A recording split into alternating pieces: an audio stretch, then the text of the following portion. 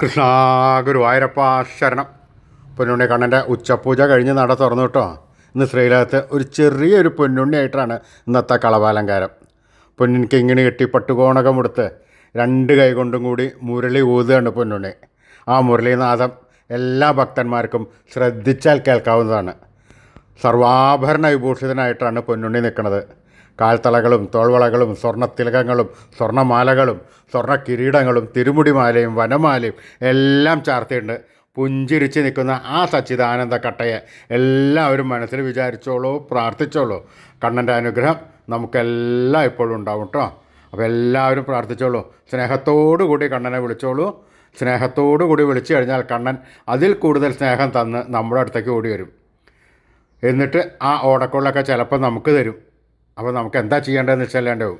അപ്പോൾ എല്ലാവരും കണ്ണനോട് നല്ലോണം പ്രാർത്ഥിക്കുക. നാരായണ നാരായണ നാരായണ നാരായണ.